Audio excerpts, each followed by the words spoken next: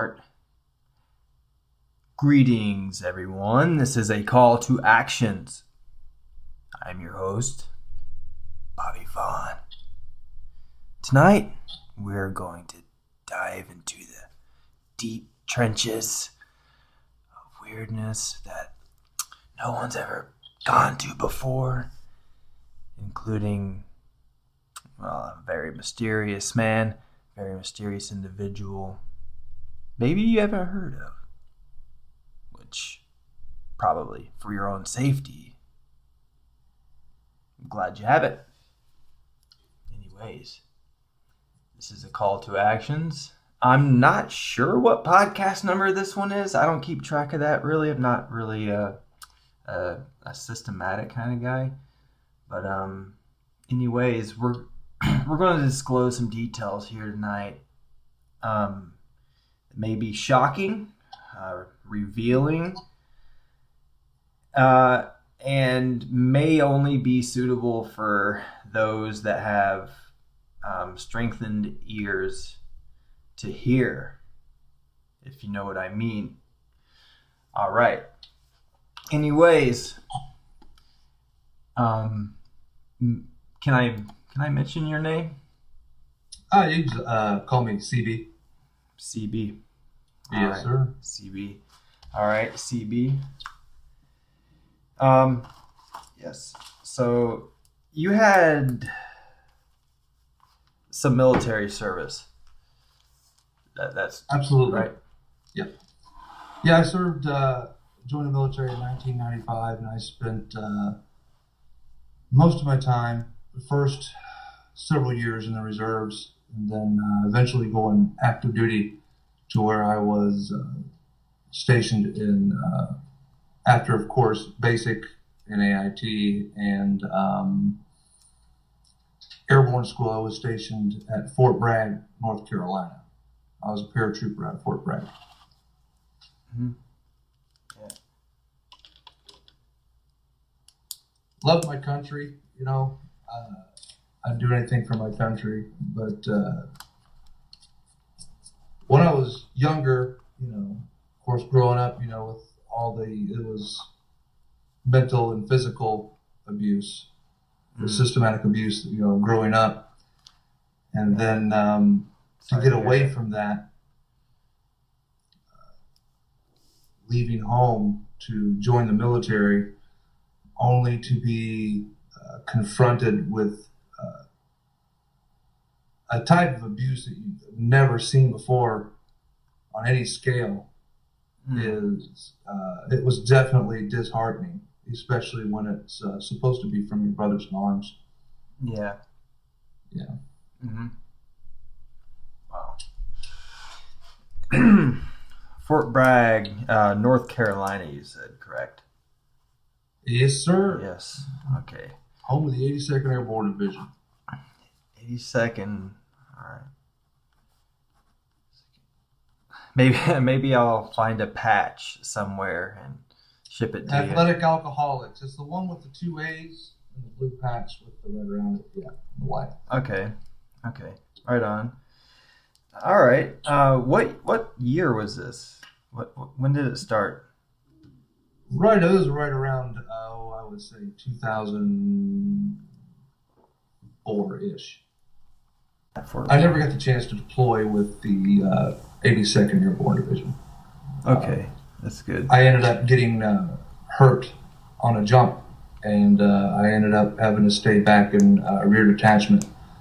And while I was on rear detachment, I was put on funeral detail. So my job was to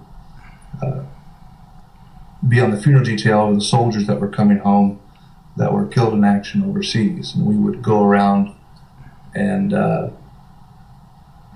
perform the funeral details throughout the country. Mm-hmm. Those, I think, total of, between 2004 and 5-ish, right around maybe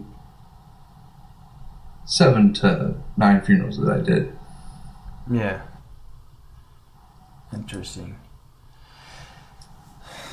So in 2004, like, what's it like when you just arrive at Fort Bragg? Well, as soon as you get off the bus, you get a briefing.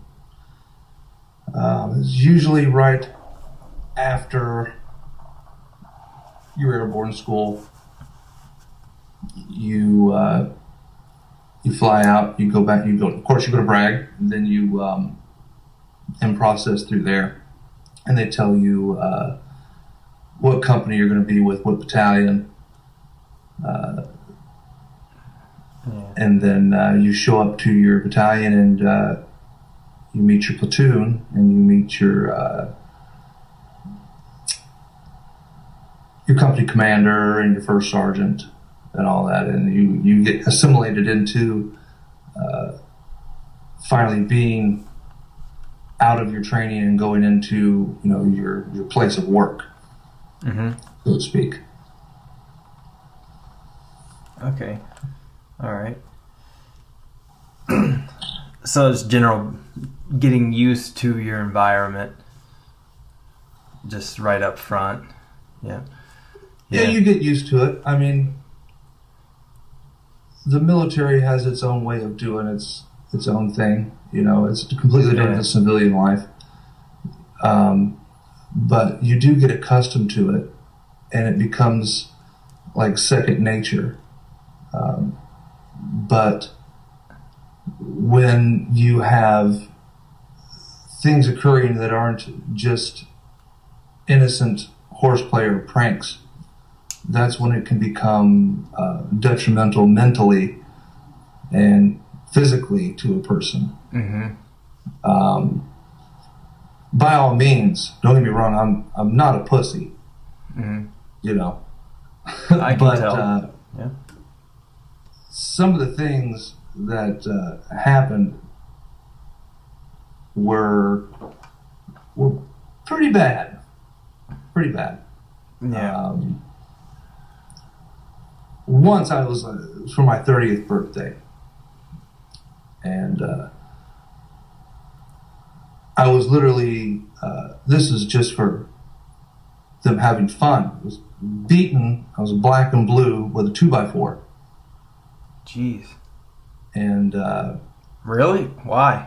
Yeah, it was my birthday. Well, you should be treated with respect. You would think, but I mean, and you really feel like you can't say anything when something like this happens, because you don't want to get your fellow brothers in arms in trouble for anything, because that could lead to court-martials. It could lead to all kinds of drama and bullshit you don't want, and then you can get transferred out of the company or whatever can happen. You could be labeled as, oh, you're just a snitch, or something like that. Yeah. But I was to the point to where from about the neck down to my waist, I was bruises of course, they're black and blue, but I had no idea that bruises could turn blood red in the middle. And it was all the way down from my neck, all the way down to the middle of my knee. Man. Yeah, wow. It was pretty bad. Wow, how could you even walk? Man. Well, how could I do the 15-mile run every morning? That's what it was. No. Yeah, I wouldn't be able to. Yeah.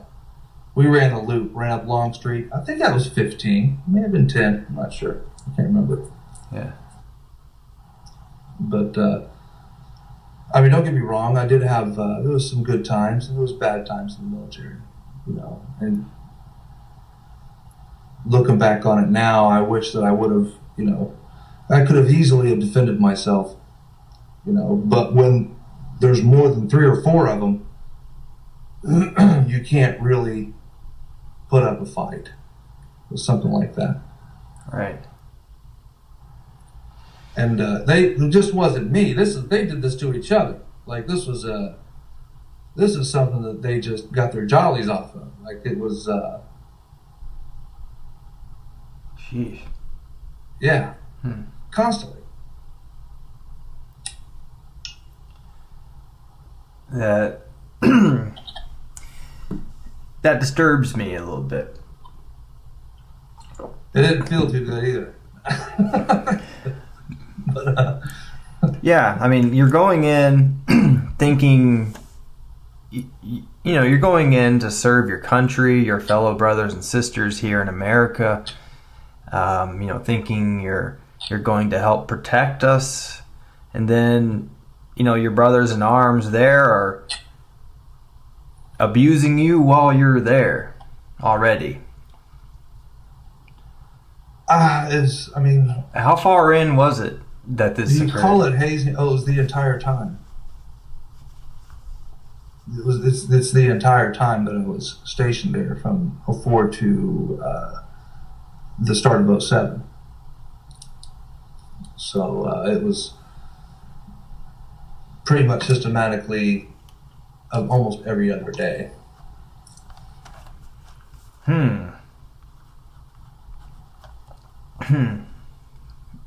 Well, like threats or not necessarily threats, more like surprise attacks.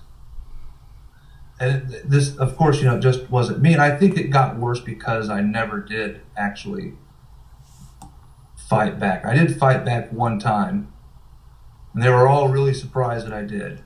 I grabbed the guy, lifted him up off the ground by his throat, and body slammed him to the ground. Mm-hmm. And I took him out. Mm-hmm. And then it just got worse from there. But it's something that it was something they did to me right off the bat, being new as well, like an initiation. And it kind of brought to me to the mind the whole fact about gang members joining the military to learn tactics and our way of life, so they can come home and try to breed that into their own populace when they get home. Wow. Like militarized gangs. Blood in, blood out kind of thing. Yeah. Right. And it can be very mentally damaging, especially as someone who is 30 years old this time, who is just like, what the living fuck is going on here? You know what I mean? Like, yeah. What? These guys, they're kids to me. These guys are 18 to 20 years old to me. They're kids to me at the time. Mm-hmm. And for a while, it was just like, oh, well, that's just what they do. But then over a course of time, I was like, no, this is something that and I watch it, they do it to everybody. We're talking NCOs and enlisted, literally having,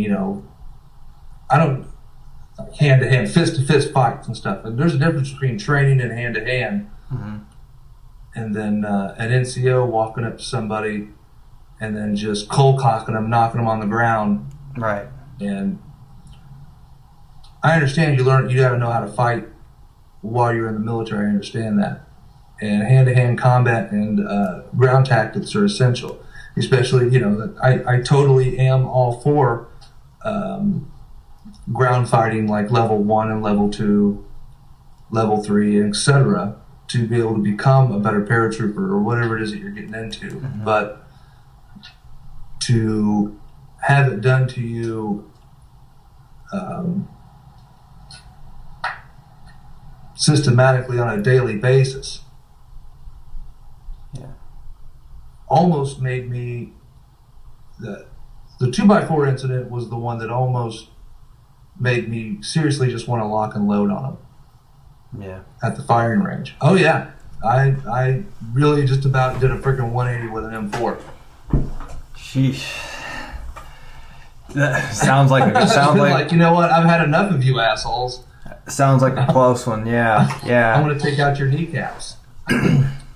Well, yeah, it makes me wonder if they. And it's not like, I can understand how sometimes some way of it is either all of it's funny or none of it's funny, but some of it was, some of the fights and stuff they did have was a bit funny, but they took things way too far, to a point to where it was physically painful daily. Wowzers. And to just really kind of put a grasp on that, it would be, you think everything's okay, you're walking outside of a building and you have someone waiting outside with a pipe. Wow. It's like I lived with the gang from A Clockwork Orange for 3 years. I still need to watch that. One of my favorite bands created an entire album, I believe, based off that The Addict, good punk rock band.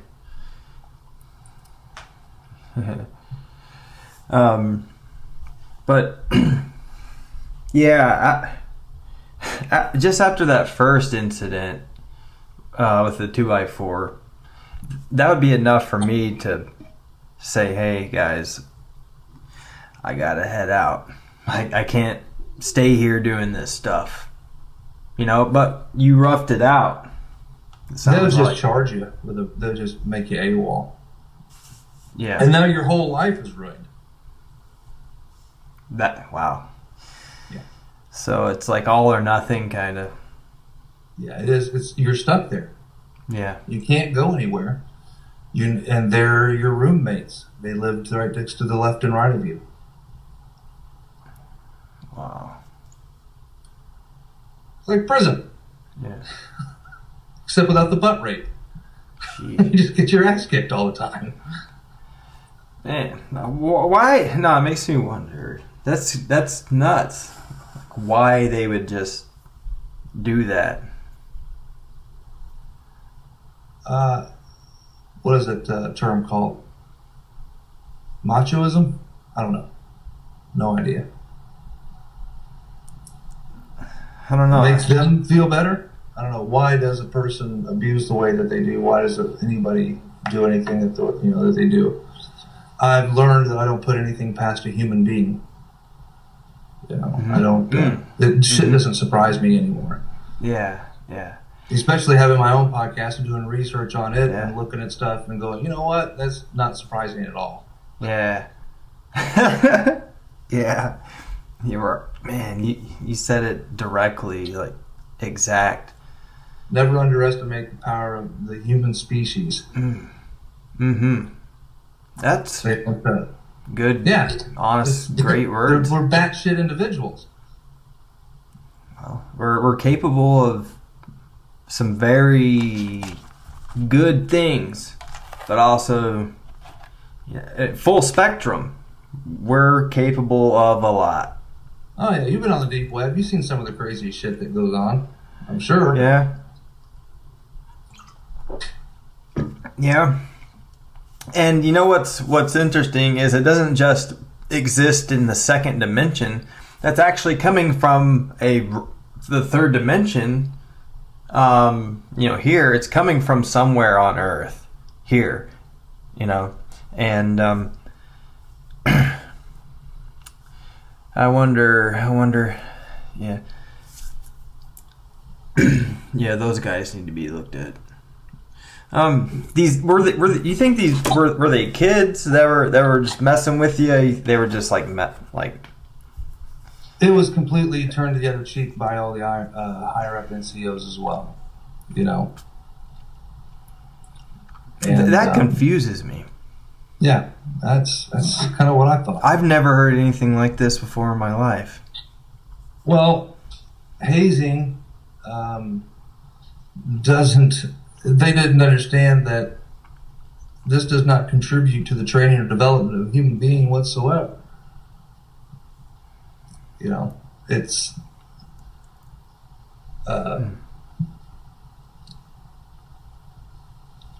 it causes physical and mental harm.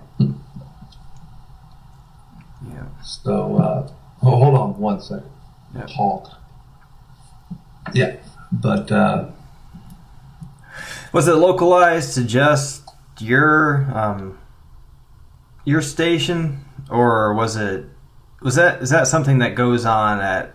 It seemed like from what it was localized to our company. Yeah. Really? I'm sure that it took place in maybe a couple other areas, but it was definitely just localized to ours. Yeah.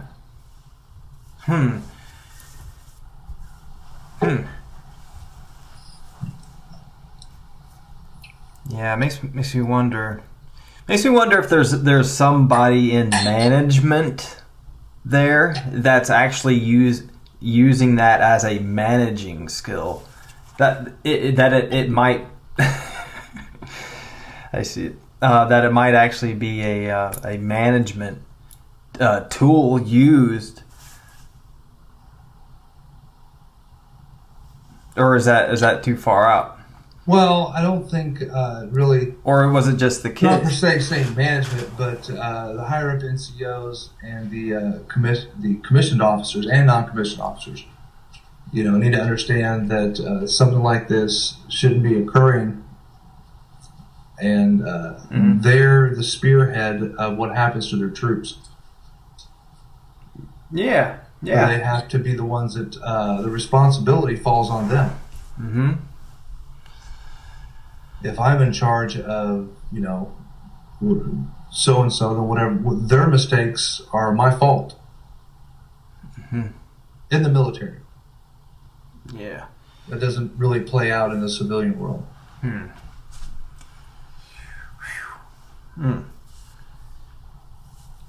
So yeah, you went into 82nd Airborne as a paratrooper.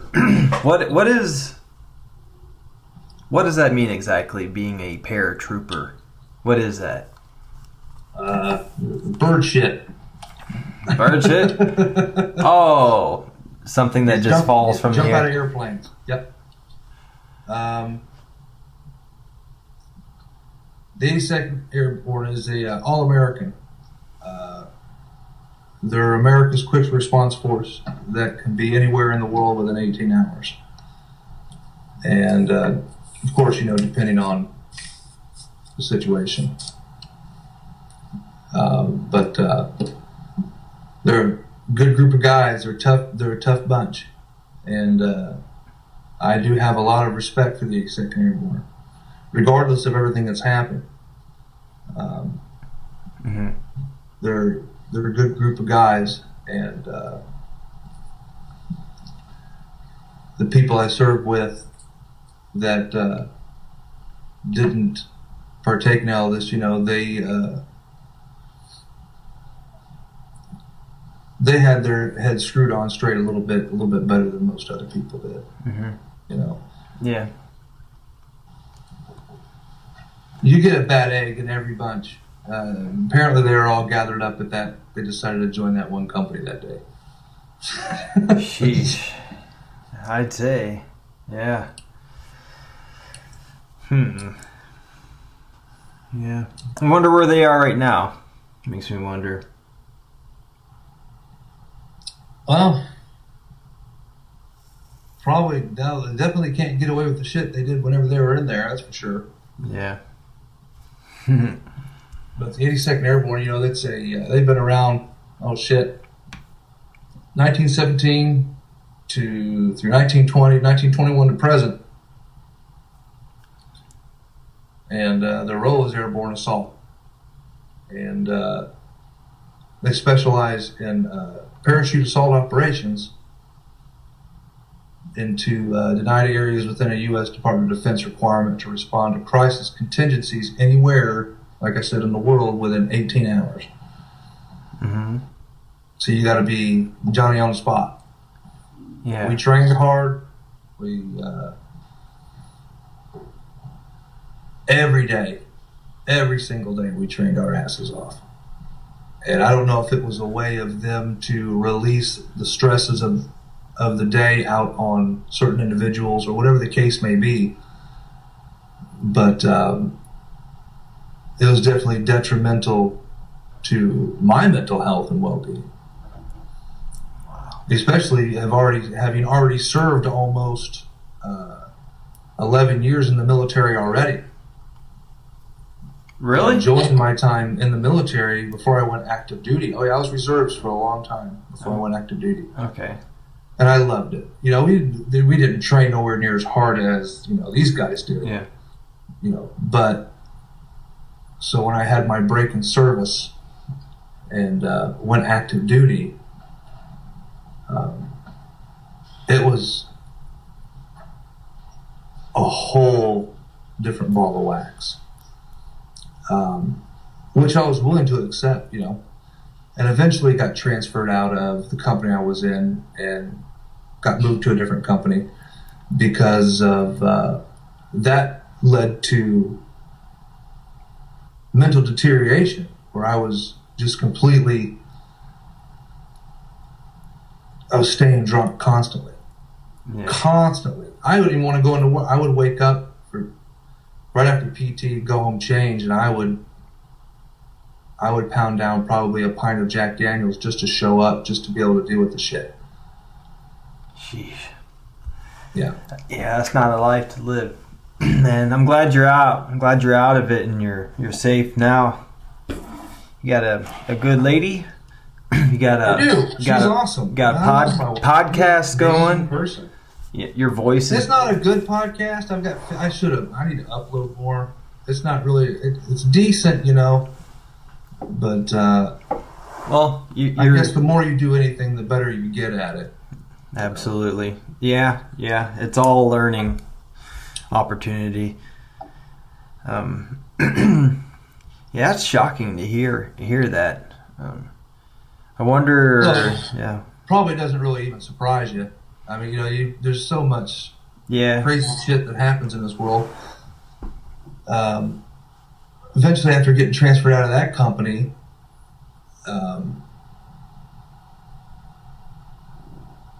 that's when I was transferred over into, they called us Devils in Baggy Pants. I won't say the company name. I did that well. Devils in Baggy Pants? Yeah. That's what the German officer said that we looked like as we fell from the sky in World War II. Devils in Baggy Pants. Wow. Yeah.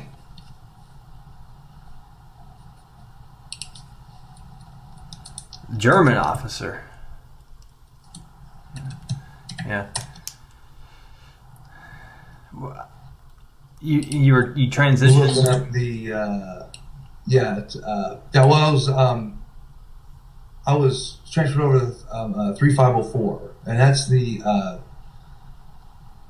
they call it, the nickname them Devils in Baggy Pants because it says here, few units receive their nicknames from their exploits in combat. Even fewer derive their moniker from what the enemy calls them. But for the 504th Parachute Infantry Regiment of Paratroopers, that's exactly what happened in Italy of 1944. The 504th first met the Germans in Sicily along with the rest of the 82nd Airborne Division during Operation Husky. It was there that the Germans and Italians first discovered that the American paratrooper was uniquely a dangerous human being. The 504th next took part in the invasion of mainland Sicily. And initial elements of the regiment to go into action were from the 3rd Battalion, who landed by sea with the Rangers at Maori in the opening move of Operation Avalanche. 2 days later, the balance of the 3rd Battalion, along with the 325th Glider Infantry Regiment, were diverted into Salerno beachhead itself, but the situation there became tenuous. But as we jumped out of the airplanes and hit the ground, we overtook enemy territory with such fierce force that the Germans were like, those guys look like devils in baggy pants. And so the moniker stuck. Okay. And wow. I was finally in a company that was normal. Mm-hmm. And then I got hurt on a jump. I got put on. Yeah. I got put on that duty, and I got discharged out on medical. Wow. Yeah. Well, I'm glad you were able to transition to a more peaceful environment from the crap that you had to go through. I had to transform a lot of things, and I had to learn to evolve. Coming back into the civilian world, I have to learn to become a better person. I got a great wife. You know, I had a decent job. I mean, what more can anybody ask for? Yeah. I have a roof over my head and a space heater and a cold beer. Yeah. I mean, shit can't get better than this. Yeah, seriously, man. You got, and you're speaking the truth. That's, it's a great liberating opportunity. You're the first person. I don't even think I don't even think I've talked to my wife about this. She knew that it got crazy in the 82nd, but I think you're the first person I've even told about this. Wow. It needed to come out. But it's just not the Army. The hazing has been around for ages and eons. Mm-hmm. We all know the Department of Defense doesn't tolerate hazing. They don't want any part of that. But somehow, troops involved in this sort of thing think it's a building of morale. And I can understand how it could be to a point. But if there's a line to be crossed, it was pole vaulted over. Right. Yeah, I could understand. I could understand like this situation. Hey, man, let's scrap, literally scrap, right? Yeah, but you do not grab 2x4s or other objects and ritualistically hit another guy with those. You don't do that. It's fucked me up. Not to the point where it's gotten, it's better, of course. Everything gets better with time. Yeah. But I definitely have a zero tolerance for bullshit now. Yeah. And you watch these videos on YouTube and something will get you triggered. You just look at it. I look at it and be like, if that person knocked on the window of my car, there wouldn't even be a conversation. Yeah. Yeah. I mean, you know what I mean? Yeah. But I'm Gen X, I'm old, and I don't deal with all the woke bullshit, the fucking, the cancel culture as well. It's just overwhelmingly everywhere I look. It's just what the society that we've become and what we're doing now. What did the people in the 82nd Airborne, when they fought that day on D-Day, when they went in there in 1944 on January 4th, what were they doing? For this? For the shit that we're dealing with today? That's what my friends died for. And for what our ancestors in the 82nd died for is this woke culture where a guy doesn't even understand what gender he is anymore. I don't get it. I don't fucking understand it. It mind boggles me. It gives me thinky pain. It makes me want to drink a cold beer. So I have a Twitter account. I've got like one follower on it. That's all right. I watch YouTube, and I tried uploading a YouTube video, tried to get into the swing of the new culture. It was off there by the end of the day. I'm like, this is stupid as fuck. And I just deleted it. I'm like, this is dumb. I was going to go do a hike, and I tried to do a hiking video, and I'm like, this is not happening. Yeah. No. Like, I did not look good on camera. Click, I just deleted it. My wife's like, "Why'd you delete all your videos? You know, you look decent on it. You sounded good." And I'm like, "No, it ain't happening." Yeah, and just pussified. Everything's pussified. I can't. And there's good people like yourself that can see it. They see this Thanks. pussified culture. When did we stop playing outside and having a good time? And when did we stop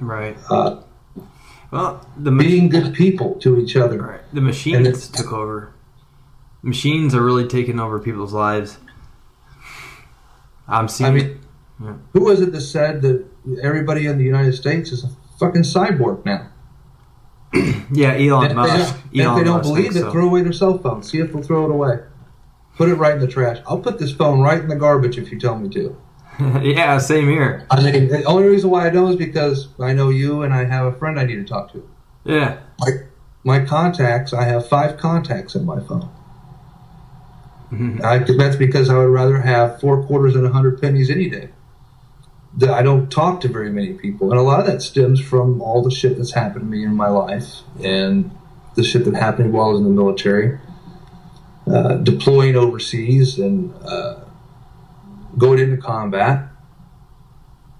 God, man, one of the smelliest places I ever worked. I worked in a black site prison when I was over in Afghanistan. This prison is not necessarily considered classified anymore because it was, back then it was considered classified, black site.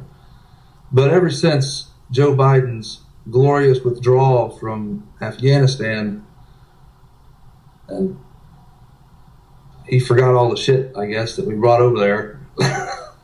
Yeah. It's not really considered a black site prison anymore. But that was a really interesting place. I've never heard of that prison there. In Bardeu? Yeah, it's right on Disney Boulevard. Disney. That's the name of the street that it's on in Bardeu, Afghanistan. Disney Boulevard. Disney Boulevard. Yeah, and I'm going to go a little bit more in depth in this one. In Afghanistan. You're going to think I'm crazy when I start telling you this shit. Dude, you're tripping me out already, man. Okay, so when I worked at this prison, I watched them interrogate people and stuff like that whenever I was in there, and it's not what people think. These guys aren't getting waterboarded or nothing. They literally use an empty water bottle, and they just tap on the side of they're wearing the goggles. They can't see. Yeah. You know, we call them POTS, person under U.S. control. And they're wearing these goggles that they can't see out of them. They're blacked in with spray paint. They can't see, but they're just getting tapped on just very lightly on the side of the goggles, and they're asking a question. Well, they'll take shifts. They do this shit for 8 hours straight, and then they'll stop, and then another person will come. They'll take shifts and bathroom breaks and switch out just to keep tapping on this person, and they'll ask questions. Eventually, it breaks them. Normally, they're broke the first day when we bring them in to the prison because they would play Guns N' Roses' Welcome to the Jungle for 24 hours straight on 15 on a boombox. Really? Yeah. That gets them? Yeah. They're talking right away. But no way. We had one inmate in there. Ooh-wee. I'm debating on whether or not I should tell this one. You probably should. You probably should. I'm going to tell it. I have to use the restroom. Can I pause? Will you be able to add a marker in here? Yeah, let me, I'm going to use the restroom real quick. I got a red beer. I got to piss, too. I'll be right back. All right.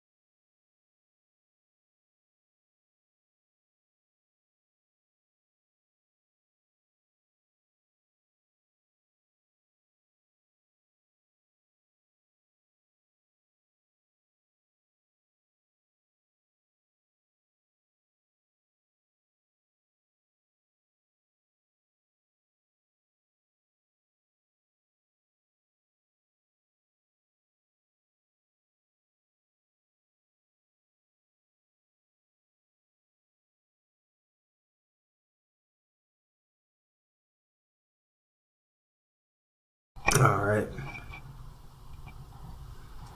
Right, my sir. Found something that works really pretty good for me.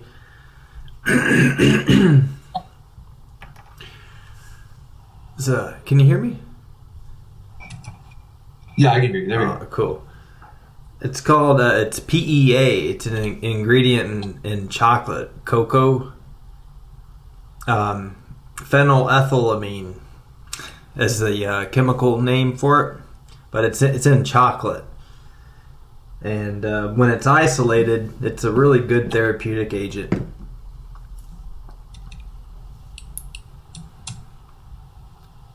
What's the conversion?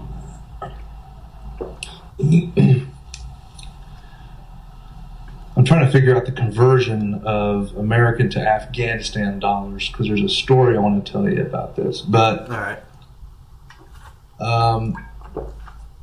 We had an inmate in the prison there, detention facility, his number was 626. Mm-hmm. And he was an American. He was Pakistani, but he was American, and he had a company that would ship fabric to the United States. And inside these connexes, he shipped an unknown explosive material. And Wow. Who was writing off the weights of these connexes was Wal-Mart, K-Mart, JCPenney, and SEARS. What? That was the rumor.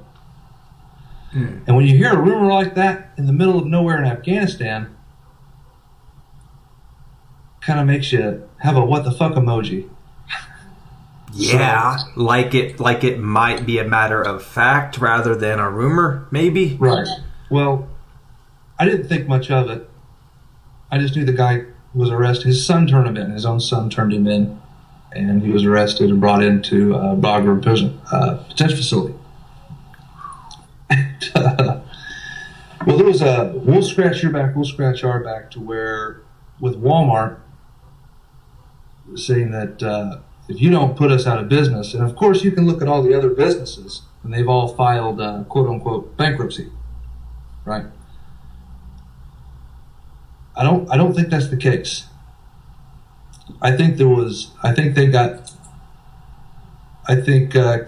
JCPenney, and SEARS got put out of business because of this. Mm-hmm. I could be wrong, but I'm pretty sure. It has to be. This does not. My speculation doesn't. What happened to me after I got home from that, my break in service where I went active duty, is what kind of cemented this thought in my head here. Yeah. I just kind of had to put two and two together. So Walmart says, don't shut us down and we'll let you store. And I'm sure this is going to hit home with you. You're going to be like, oh crap, I've heard of this. But I knew about this 20 years ago. This is already in my head. Before this, 10 years before the conspiracy theory ever came out, I already knew. Walmart said, don't shut us down. We'll let you store military equipment and supplies in our Walmarts. We'll let you use them for supply storages. And the government said yes. And this was from who? This agreement was made between government and Walmart. United States or the This is the mentality. This is the thinking that I have on this because of what I saw when I left the military on my break of service. Mm-hmm. This is kind of what I put together. The whole who was writing the weights off thing, that was definitely overheard over there in Bardeu. But I came home, forgot about that place. It smells like hammered cat shit. I left there, came home, and it was about a year. almost a year. Like I said, I had a 9-month break in service, so I went active. Mm-hmm. And I walked in, drove up, got groceries at Walmart, the Super Walmart. And it's like, man, I forgot some shit. I was like, I'll go back there tomorrow and get it. It's no big deal. I told the wife about it when I got home. The next day, I was like, all right, I want to go up there to Walmart. Now, keep in mind, this Walmart was bussin'. Mm-hmm. Welcome to Walmart, Super Walmart. Left to right, as far as you can see, candy corn, apple pies, and toilet paper. Mm-hmm.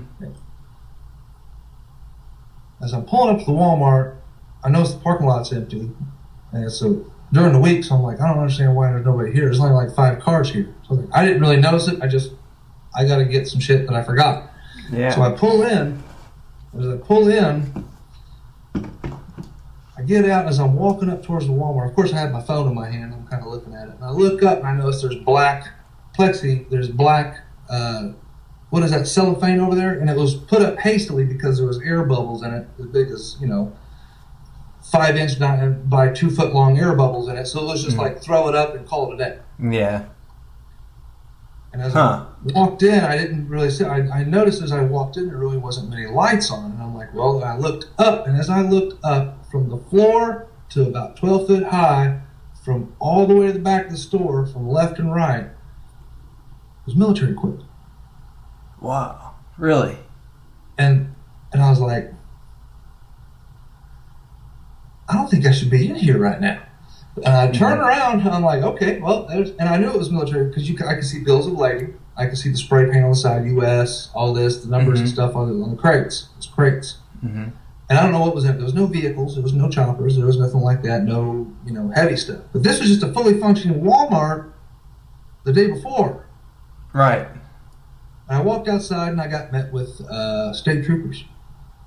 Really? Yeah. And they're like, hey, you don't need to be here. And I'm like, well, kind of figured that. And walked over to my car, got into it and drove home.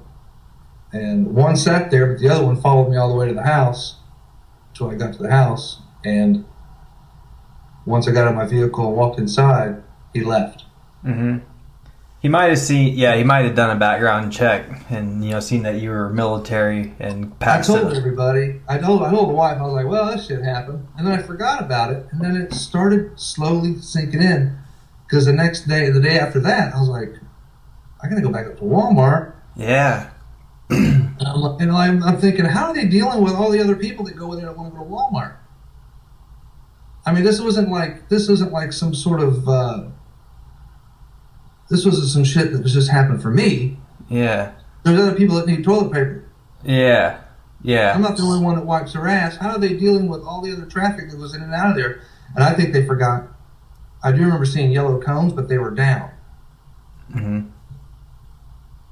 So I think that I made it through there, up in there while the cones were down. I didn't see it. I do remember seeing yellow cones, but I think that's how they're reverting traffic. And the more it sat into my mind, I'm thinking, wait a minute. This happened when I was over in Bardeu. Mm-hmm. Mm-hmm. They made a deal. Yes. Directly linked. 100%. Sam Wal-Mart is rolling in his damn grave right now. Directly linked. Here's the crazy part. This is where I told you I'm going to get you. Now, this is just something off the top of my head. Total conspiracy theory, which the first half of that could be, but what happened to me wasn't. No. I don't consider any of what you just told me the conspiracy theory at all. Disney's Lilo and Stitch. What was the monster's number? I don't know. I haven't seen those. 626. No, it was experiment. Hold on, I gotta look that up. Hold on. Let's see here. Hold on 1 second. All right. Man. So the guy that was being held at the prison that had the fabric company that was shipping fabrics over to the U.S., but he was also shipping weapons and stuff, right? And Sears, Walmart, JCPenney signed off to allow that stuff to be stored. Well, hold on, check this out. The Experiment 626 is Stitch's number created by Disney. Was Disney trying to tell us what was going on? Because the prison was on Disney Drive. Wow. Created by an experimental chemical by a Dr. Jumba Jokiba. That's the evil genius for Lilo and Stitch. Huh. So I know Disney leaves Easter eggs, but does it go as deep as that? I don't think so. But wow. It might. That's just kind of my, yeah. It might. That's an interesting one. That's an interesting as you were one. saying before, they were supposedly writing off the weights to the connexes, allowing this in. So Walmart and all these companies at one time were in on a plan against the United States. That is groundbreaking, earth-shattering news there. Information and earth-shattering information that probably will never see the light of day. Buried so deep and dark, it's probably now only someone's memory. They've erased that shit. Yeah. Wow, but you kept it together somehow, man. God's had his hand on you. So But I thought that was kind of fucked up. I throw a little bit of Disney conspiracy theory in there since they love Easter eggs so much. I just thought that, and by the way, this was 2002. So 2002 is when Lilo and Stitch came out by Disney, and it was called Experiment 626. That can't be a coincidence. And it's also this guy's number in the jail. Right. Yeah. The guy See what I'm saying? Yeah. I just thought that'd be fun. See, I just like having fun with it, but no, I think you solved that one. It's 100% facts. Holy moly. Crazy shit. Well, I salute you, my brother. You are now a podcaster, civilian, and looks like you're an independent investigator too, a little bit. I don't know. Is there such thing as militaristic investigating? I know they do have military investigations, but I don't think I'm nowhere near that high speed. But I do have another wackadoo conspiracy theory that's 100% true. Well, give me the fact. That's an interesting way that you just said that. I'm going to ride all around the conspiracy theory. I'm just going to give you the fact. Here's the one fact. All right. 2 of my friends used to work at a casket company. They were both foremen, and they were the only ones tasked to build this coffin. They built 2 of them, sealed one shut with 145 pounds of Filicrac foam and welded it shut. They were given a gag order by the local court system saying not to talk about the coffins that you built to anybody. And they came home, and they lived one on each side of me, actually. And I was on the front porch drinking a beer, and they came up and they're like, check this shit out. And I'm like, we're not supposed to be telling anybody this. He goes, who gives a damn? Here, look at this shit, Chris. Yeah. It's a gag order from the Michael Jackson family. Mm-hmm. Telling them not to discuss the construction of the coffins, plural, to anybody. There were 2 coffins. 2. That's the facts. Now, Yeah. a few years after that came a documentary talking about how Michael Jackson is still alive. Right. Yeah. So and all that other stuff, and I'm sitting here going, that wasn't in the documentary at all either. Wow. So it was all a big charade, a big. Apparently, one got shipped back and it was destroyed. Yeah. Well, very expensive coffin. It was destroyed. Later after that, I moved, and I never heard from these guys ever again. You said I saw the gag order. Yeah, you said he worked for a casket company. Casket. Oh, casket. Casket company, and it was filled with concrete. You said. No, they filled it with filler craft foam to an exact weight of around 140 to 145 pounds, and then welded it shut. And foam. I didn't think much of it until I watched the documentary, Is Michael Jackson Still Alive? And I'm like, at the point in time I'm watching this documentary, I wasn't even thinking about what had happened with my buddies. Wow. Or what had happened with the gag order, and wasn't even thinking about it. I had forgotten all about it. But as I'm watching it, about halfway through, I'm like, hold on a minute. That shit happened. Mm-hmm. And his gravesite number is 0. Is it? Yeah, for there to be a body in there, there has to be a number. And for the last time I checked, I think there is there's a guard on his, I think the family has put a security on his gravesite. So, and that's for anybody to dig it up, to open it, to see what's up. Right. Because it's just foam. Right. Yeah, I know that was kind of wackadoo, but no, that's a true fact. That I like crazy shit like that. I really do.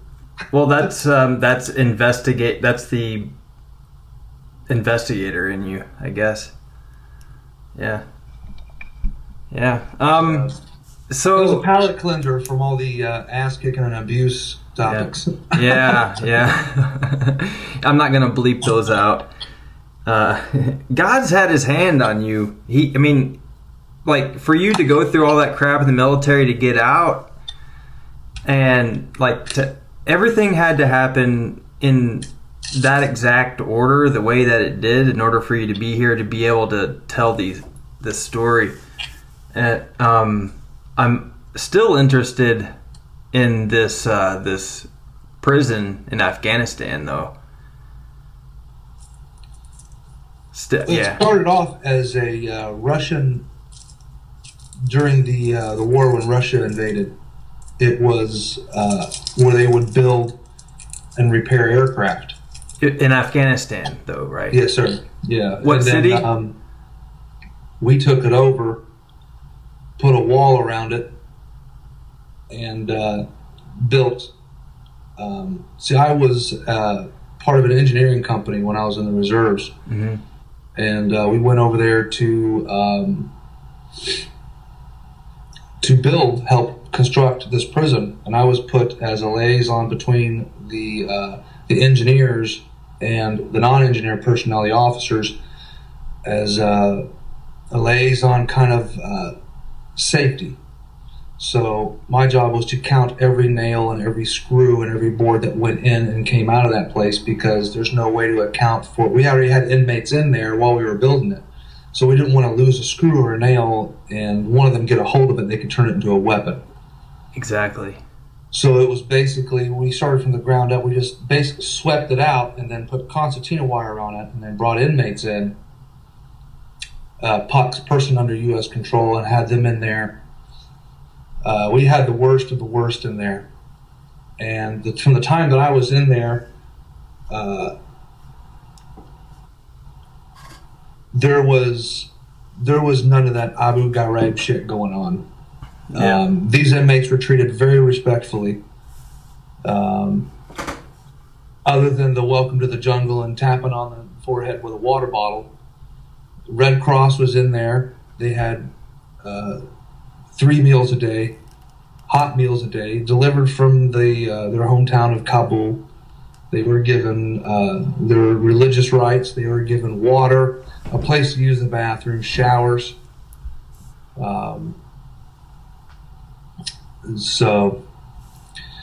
But I kind of lost track of what the hell I was saying. Yeah, you were working for the engineering firm. Oh, yeah. I was the liaison between safety. So we had to count everything and make sure everything was accounted for. And we built it from the ground up. We had to build a catwalk and everything on there. And how long was the catwalk? It was probably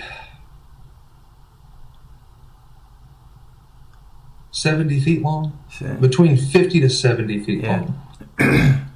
Cool. Yeah. Right on. And we probably had 40 to 50 inmates in there at one time. Okay. And we would build the cells out of plywood with the rebar on top, and then for the windows, we would rebar them in and all this sort of stuff. Mm-hmm. But there was one guy in there that was scary as fuck, bro. He was a mercenary. And he had no name, dude. This guy was a straight up killer for hire. Whoa. He would just stand in there and do pull-ups in a freaking cell that was 3 foot by 3 foot. What? Dude had a body of a god, man. This dude was just tattooed up, ink scars, bullet holes all over this dude. Like, he was just raring, knocking out pull-ups all day long. We'd feed him, and he would just stare at you while he would stand and stare at you while he would eat as fast as he could, and then throw his plate on the ground and just keep staring at you. This guy was a hardcore killer. I wish I could have broke him out of there. Man. Got him home to the U.S. and trained him up for the UFC. This dude was insane. For the UFC or wrestling? Logan Paul. This guy was crazy. Or a professional wrestler? Holy crap. Nah, just straight up ground fighting. This guy was... He scared the shit out of me. What was the size of his cell? It was maybe 3 foot by 3 foot. He had to sit to sleep. No way. He was separated. Oh yeah, from everybody. 3 foot by 3 foot. 3 foot by 3 foot. Dude could not. And he was in that sucker for probably. He had to transfer it out, take showers. They would move him to another cell that was like maybe 8 by 10. Not even that for a little while, but they put him right back in that one. They wanted to keep his contact, keep him where he was at for as long as possible. He couldn't stand up. He was happy. He didn't give a damn. He was getting 3 hots in a cot. He didn't care if he slept sitting down. This dude was Johnny. He was a bad mother trucker, man. Do you have any idea if he was eventually... He could go into any prison in the United States butt naked and within 3 days be affiliated with and be best friends with about half the people there and be well equipped and armed. He was good. Man. He was... 3 foot, hold on, 3 foot by 3 foot. He had long hair. He had long hair about, down past his shoulders. Yeah. Clean shaven. Real serious eyes, man. This dude, he had to have been every bit of probably 5'8". He's just ripped. And did he sleep like curled up? He slept sleeping down. Just sitting down. Girl in, just slept. Woke up, shook it off, ate his meal, got up, stretched, started doing pull-ups. And then they'd get him a shower in, they'd move him up to another cell. They kept him there for a little while, and they'd move him back. Holy moly. But he was kind of a special thing there. I wonder if they were harvesting any of his DNA for No, I don't think for cloning program. Figuring out ways to harvest ours, that's for sure. Well, I wonder if anyone was taking his DNA, for any DOD super soldier experiments. Dude, this guy was pretty intense.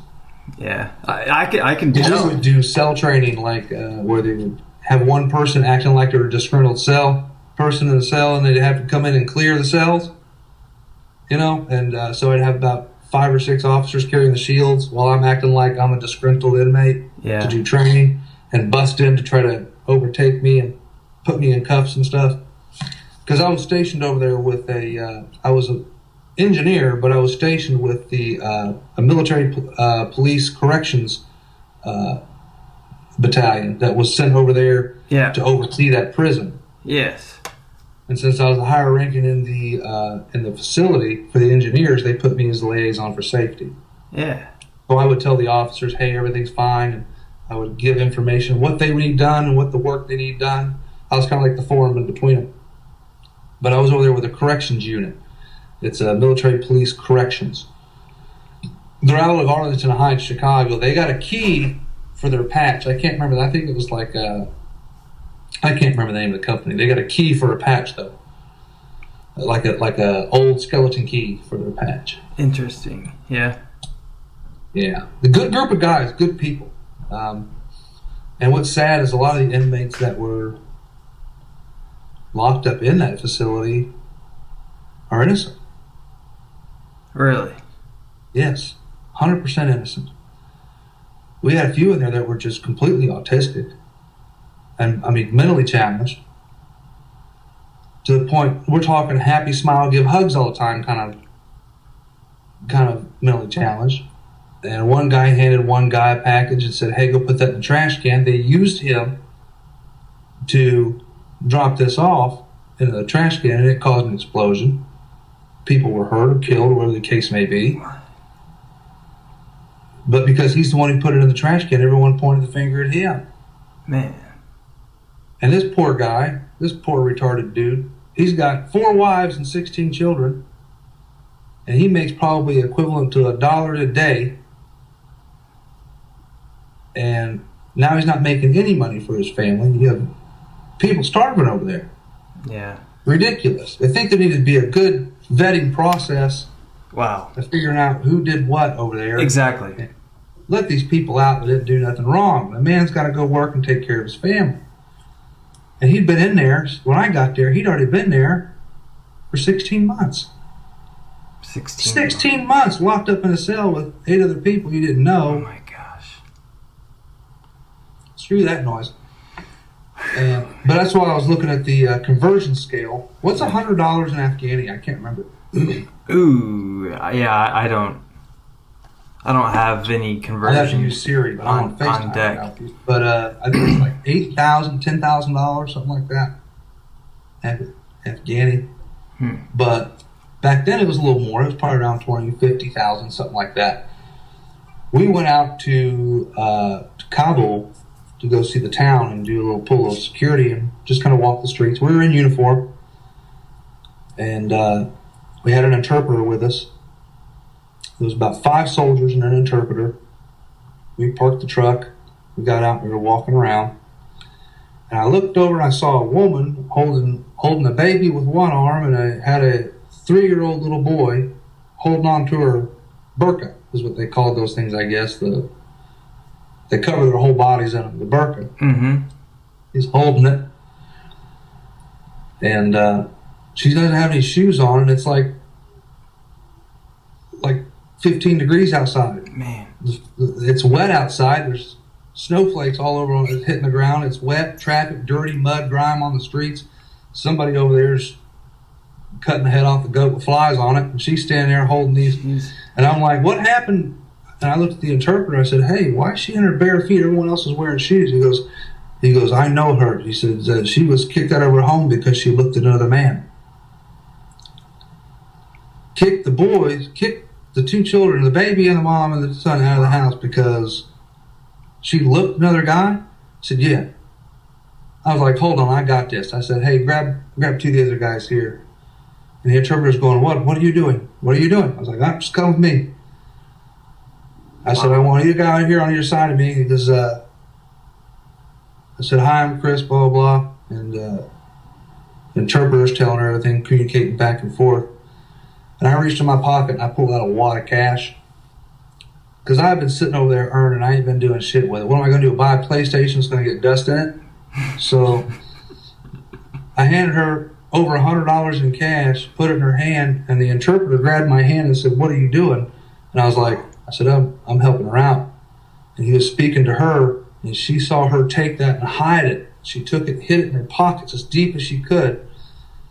And we kind of sounded off like $1, $1. You know, $1. Well, I only gave her one. Everyone else I want to think I gave her $1. You know, but the interpreter later told me that they have to send people up there to get her out of town because I just gave her close to freaking $20,000 or something. I basically changed her entire life. I basically Mr. Beasted her ass. Gave her a new life? Completely. She had to be escorted out of the town. They would have found out. Yeah.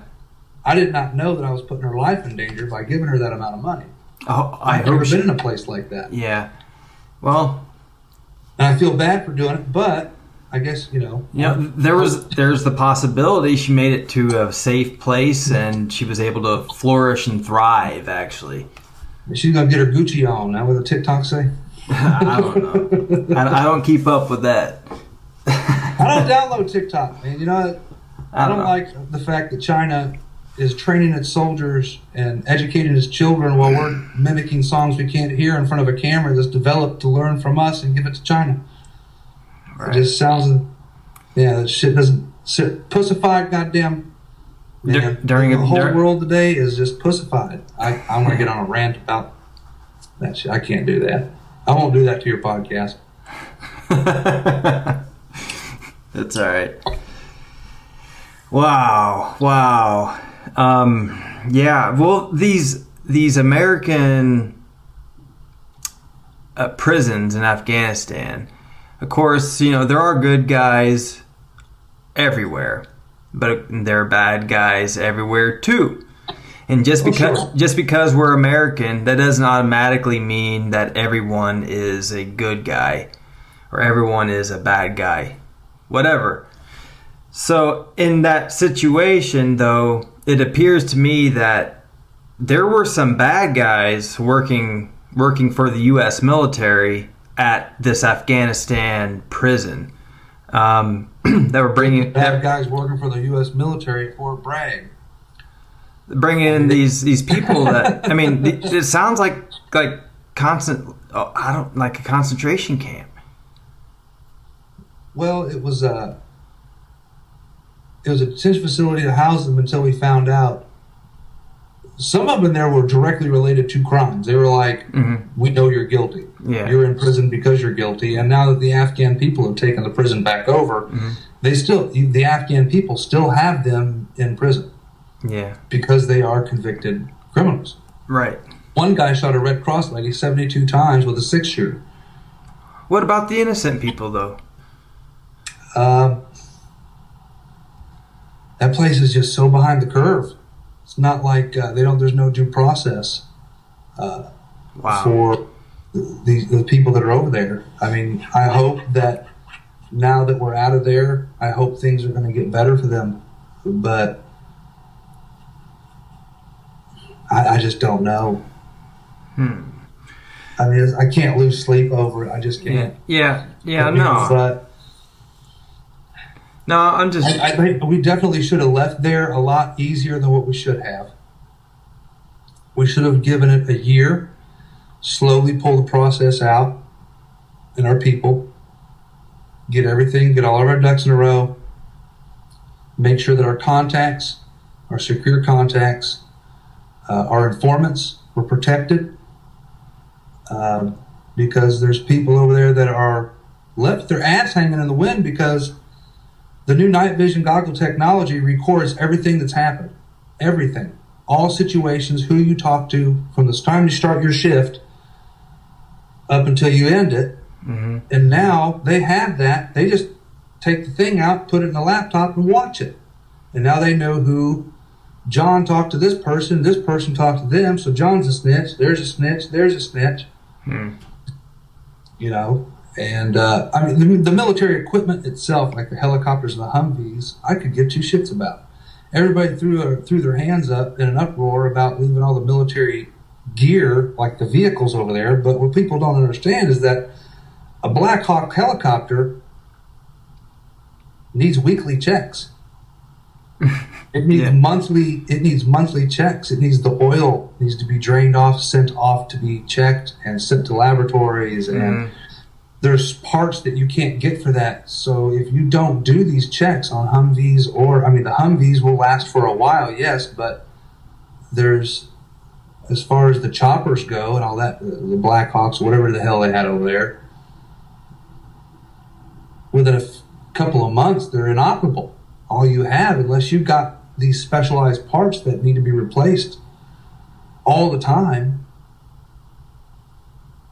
they're basically fucked like Chuck. They can't do nothing with it. It's a giant paperweight. So it would cost more to ship it back than actually what it's worth, because these things are made by the lowest bidder anyway. All this military equipment's made by the lowest bidder. Hell, leave it over there. It'd be less expensive just to take 50,000 more of them, drop them off, and leave them over there than it would be to ship them back. Yeah. War is expensive. Yeah. What about? Yeah, I'm wondering about the. I just wish they would have put more time and effort into building the prison a little bit nicer, the facility, I should call it, and call it, give it a nice name, give people the adequate respect due given, because Muslims, as I know of, that they are very respectful people. Mm-hmm. Even the worst of the worst, they're still very respectful and will let you in your home even if they don't know you. Mm-hmm. I met so many beautiful and wonderful people when I was over in Afghanistan. Mm-hmm. And just like with anybody, you get your people that are just nuttier than squirrel shit. There ain't nothing you can do about that. Like the guy that shot the Red Cross lady 76 times with a 6-shooter pistol. He's nuts, Wow. But hopefully that they can have a due process now to where they can weed out the ones who didn't do it. But that takes money, it takes funding, it takes time. Yeah. War is, in general, I think it is a big waste of money. Well, and when you're giving me one good slice of a big waste, war of money. might be useless to some people, my brother, but the tree of liberty must be watered by the blood of its patriots from time to time. From time to time. Minutemen. Not for 20 years straight. No. Minutemen still Figure this exist. shit out, an easier way to do this. I mean, Minutemen still exist. That's confidential, though. you're a Minuteman. I consider you a Minuteman. Anybody who's a patriot who does the right thing and is ready to respond at a moment's notice is a Minuteman. I'm just waiting for a black guy in a cowboy hat to walk up to me and tell me I need to go over to and do my next mission for Fallout 4. Oh, man. Is that the Minutemen on Fallout 4? I haven't played so. any new video game. I don't play new video games. I haven't. It is the Minutemen. It is. Wow. Great conversations. There's people in Sanctuary that need your help right now. What's that? I said there's people in Sanctuary that need your help right now. That's off Fallout 4. But, there are the people that respond and act to help others, rather than even be a simple gesture of kindness, or to help somebody that's homeless, or what it is that you do. You talk about all the crazy stuff that goes on in the world. You bring a light to that. You aim that spotlight over on it so where it gets its moment in the sun so people can see it. That's important. Try to. Those are the Minutemen. Those are the patriots. That's what I try to do, yeah. Yeah, call it what you want, man. I really appreciate that, though. That's really nice of you to say. I got the shit kicked out of me in the Army. Who didn't? I mean, when I went through basic training in 1994-ish, it was a different ball game back then. It was just... I really didn't think that it was going to... I thought that after basic training, that was the end of it. I didn't know it was going to be 10 years later after I went to Fort Bragg, it was going to start all over again. I was like, damn, I thought they were behind the curve. Yeah. They're bringing this back? Yeah. But when I was in basic training, they thought that it was me that was peeking in on the girls' locker one time. And so the two drill sergeants both grabbed me, took me downstairs into this empty room. All the lights are out except for one swinging light bulb. And if you go into a room with one chair and one light bulb, you're in a iffy situation. Yeah. And I never made it to the chair. They both beat the living tar out of me. One held me up while the other one hit me like I was being interrogated like Jason Bourne. Holy moly. And then as soon as they were done with me, they threw me on the floor and a guy knocks on the door, opens it up, goes, drill sergeant, drill sergeant. He goes, what? He goes, we got the guy that was doing it. He just confessed. He's upstairs in your office. I was like, I told you I didn't do that shit. But see, they didn't care back then. Back then, when you first went in the Army, from there on back, like especially during the Vietnam era and stuff, you're getting your ass handed to you, you know. It's called wall-to-wall counseling. I kind of knew what was expected of it when I first went in because I did research on boot camp and talked to my elders about it before I went. My grandpa was like, they're going to slap the shit out of you. And I was like, that's probably what's going to happen. And then I got through it and I'm like, okay, it's over, you know. And then I get to the area where there's a BlackBerry and an iPhone, and then they're doing it again. I'm like, get the hell out of here with this shit. I bring these guys back to time. I like to take all those guys that did that to me back in 82nd Airborne, put them in a time machine and drop them back off in basic training during 1990s. Have about two of the biggest, blackest drill sergeants standing there, grab a hold of them and drag them. It was interesting. I had a drill sergeant pick me up over. This dude was so big, I was low crawling, and I had my weapon in the dirt. He picked me up, and at the time I was probably 190 pounds. This dude had arms like a freaking tree trunk. As big around as my legs were his arms. He just picked me up like it was nothing. I felt myself levitate off the ground, and he picked me up over his head and threw me 15 feet. I had never seen anything like this before in my life. Good grief. He goes, I told you to get your damn weapon out of the mud, Private. I was like, roger that, drill sergeant. So, yeah. That was back in the 90s. Wow. You know, but it was kind of expected back then because, you know, you watch Full Metal Jacket, you've heard the stories from the older military men. Men build men, you know. And there's that saying, and I'm going to jack it up if I say it. Joe Rogan said it this one time. He said, what was that? Soft men make hard times. Hard times make hard men. I don't know. Hard times make hard men. Yeah. Maybe. But you know what I'm getting at. Someone out there will Google it. Maybe. Tough times make... I did get it, but it was just like threw me for a loop. Because at the time I'm 30, and I'm already been in the military so long, my back's already about shot, my legs are done. And I'm like, they're picking up on this now? Yeah, my back, the same from 22 years of scootering. Yeah. Scooter? Yeah, tricks. Yeah. Oh, using a razor. You like a razor? Yeah, professional grade scootering. Yeah. Like the real skinny metal? Yeah. Yeah. Them things will break your ankles, man. Yeah. I used to skateboard. When I was a kid, I used a skateboard. I had a Pal Peralta. I was a big fan of Mike Vallely. Oh, yeah. Those skateboarders. Yeah, dude. Hell yeah. Mike V, man. Yeah, I took a lot of influence from him in scootering. I took a lot of influence from skateboarding and brought it into my scootering. Mike Vallely's a bad trucker. Yeah, he is. You remember the Mike V video of him? When he was out there with the MTV bus? I don't know. Those guys were picking on him. He took his shirt off and took out 6 dudes. Yeah, you remember that? Yeah. Yeah, Bam Margera was there. Yeah. Another real quick story. When I was stationed at Bardeu, I was on patrol, and I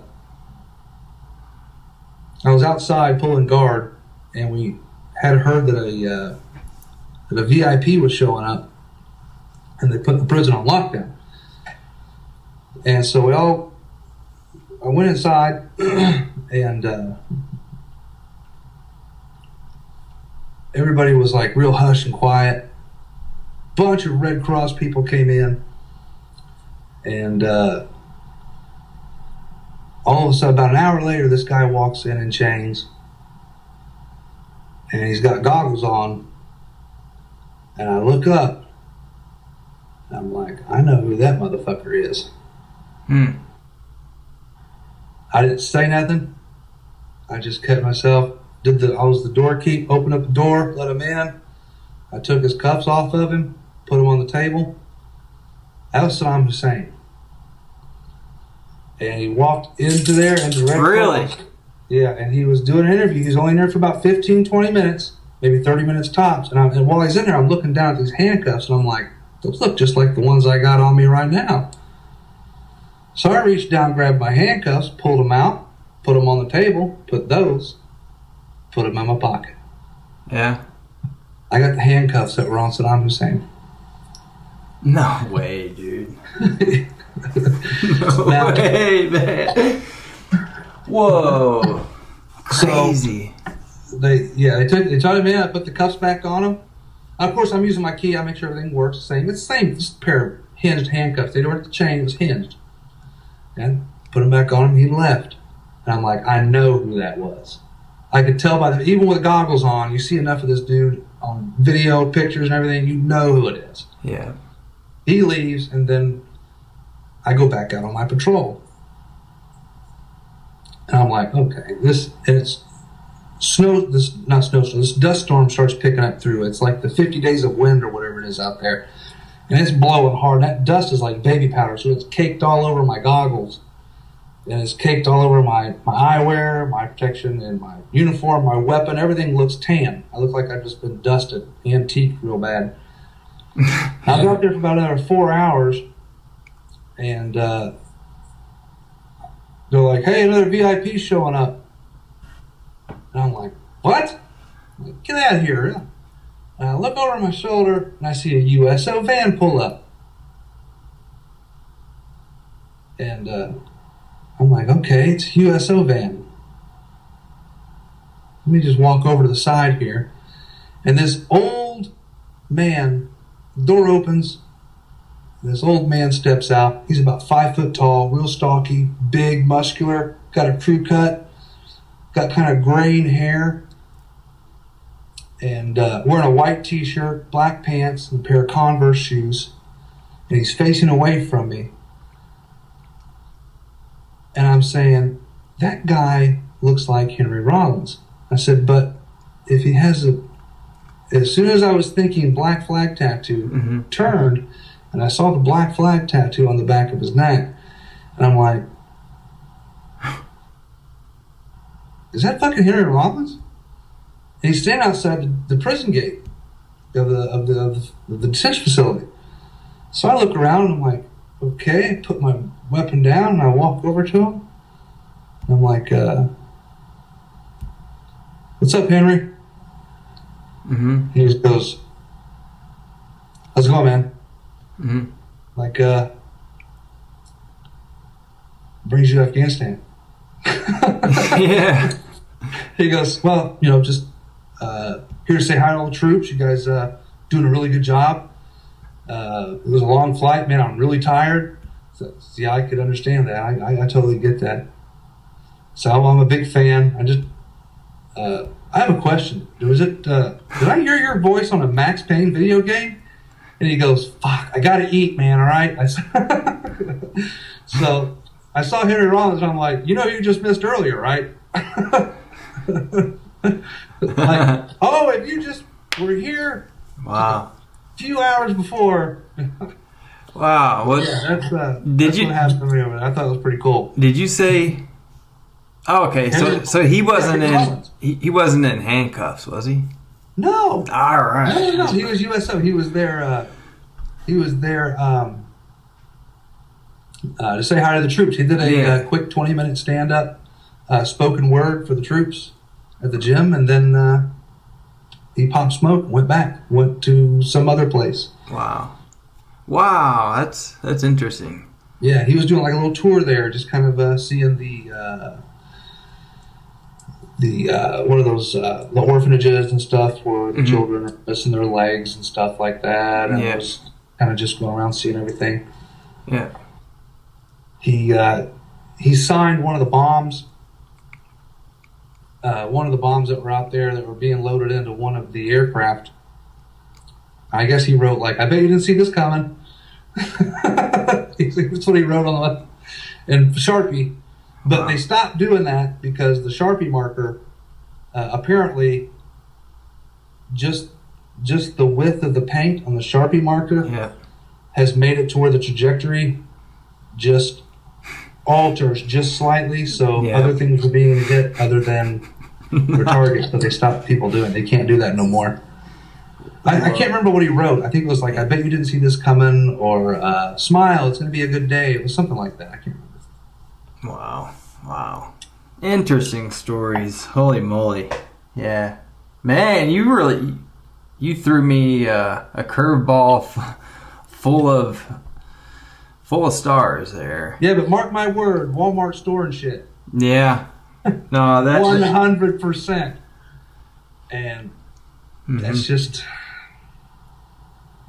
the way it is, man. I don't know. Yeah, well, someone's got to say it, and you lived through it. You're brave enough to speak out. I mean, hey, I salute you, brother. And to me, what you just did is your true service to humanity. That's me. And I want to thank you for speaking out on behalf of... I'm going to have a black car parked outside my house tomorrow. With me in it. I'll be in it. And I applied for the CIA. I just wanted to sweep the floors. Yeah. I was like, janitorial services or whatever. I said, I don't give a damn. Why do you want to join the CIA? And I just wrote, I was drunk as shit whenever I applied. And I was like, you know what? Because you guys are badass, it would be really cool to work there. That's all I think I put. Yeah. Yeah. They haven't got back to you yet? I can't keep secrets, guys. It gets too cool. I have to let people know. Yeah, seriously. So I can't have like a what's that, the Q clearance or whatever that. Oh yeah, Q clearance, octopus clearance, or whatever kind of crazy shit they got. Back in the day, there was a Q clearance, which is the highest security clearance in the country, anti-terrorism, guarding materials for nuclear bombs. Yeah. I had a top secret clearance, but it was to make $10 an hour to flip eggs at the Afghanistan Army Depot. Really? Yeah. You had to have a top secret clearance to even be on there because it was DOD. Yeah, that's where they make all the military stuff, all that cool shit. And all I did was making $10 an hour for 30 hours a week, flipping eggs. They're like, you need a top secret clearance. I'm like, whatever. Wow. I think I got one while I was in the military, but the job they wanted to put me on didn't pan out, so I think they stopped it. So yeah. I don't see the use for them. I'm more of a boots on ground, get my hands dirty, drop a mag, reload kind of guy. I like. I don't have PTSD from combat at all. I don't. Yeah, that's good. Yeah. Well, you spoke out about it. I'm really glad you did. It's been therapeutic for me to be able to have this podcast with you, Chris Bardeu. Man, it was good having you on mine for sure. I welcome you on mine anytime you want to come on there, bud. Oh yeah. There's This episode's going to be a doozy. It'll be a doozy. Plenty to talk about. Yeah, we'll stay in communications, and once I get the 411, I'll send you the 411. Hell yeah. I appreciate you, man. All right, yeah, no problem. Not a problem at all. And yes, I salute you. And from this time forward, I must ask the question: